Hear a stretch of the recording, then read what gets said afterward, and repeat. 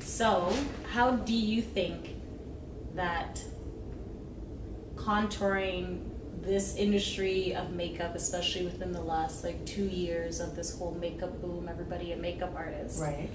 Yeah. About that. How do you think this has been perpetuating shadeism? I think that people think highlighting and contouring is going to change them. And obviously, once you wash your face, because makeup is not permanent, hello. Once you wash your face and everything comes off, and then you have to look in the mirror and still be comfortable with how you actually look, barefaced, I think it is reinforcing these ideas that I'm not good enough as I am, unfortunately, because now that access to these techniques that have existed for decades are so easily accessible to the public, the mainstream public, young girls as young as 12. Have you seen the comparison videos on the internet of what it looked like when I was 12 and what it looked like when like these kids are 12? Version of 12. Oh my gosh, these kids know how to do the highlighting, the contouring, the brows, and shimmering highlighters in the cheeks, and like contour the lips. You can contour your lips. So, and the kids know how to do that, right? So then you have to take everything off and come to terms with how you look. And perhaps if you don't fit the standard of beauty, which a lot of us don't fit the standard of beauty, then all of a sudden you don't feel good enough about yourself. It's been interesting, like obviously having a greater lens to shadeism over the past 2 years, in terms of understanding the transformation that people are willing to go to in the name of beauty. That it's not just something that, okay, I'm gonna wake up today or tomorrow and feel and look beautiful and that's it. Like, no, it's like, what am I willing to do to change myself so that way I feel a certain way? Right.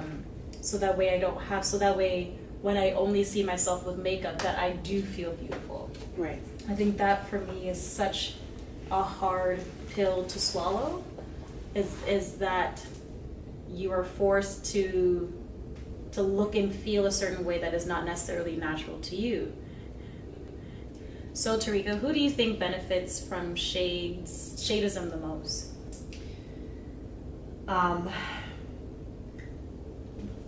To not parse words, I feel like the lighter you are, the more you're going to benefit from shadeism, right? Because when we talk about shadeism, colorism, the truth of the matter is, point blank period, it's rooted in anti-Black racism, right? And the sooner that we acknowledge that, because shadeism and colorism doesn't only happen in Black communities, it happens in Asian communities, it happens in South Asian communities and East Asian communities, and it happens in South America, indigenous communities, it happens in so many communities across the globe, right? And for various reasons, but again, the closer you are, especially in places where there are Black populations, whether they're small or large, the closer you are to Blackness is less desirable that you are. Well, and that's the thing, it goes back to the companies that make money off of it, because they know that this seed is present in so many communities. So they know that they can just, come on in and just say, oh, hey, P.S., this is what it is. This is what the situation is.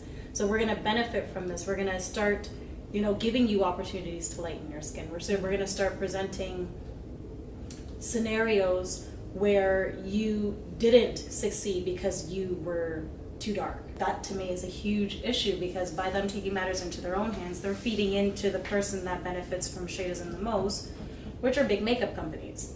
Every makeup company, cleansing company, everybody has a shadeism line, has a skin bleaching line. And that to me is like an issue.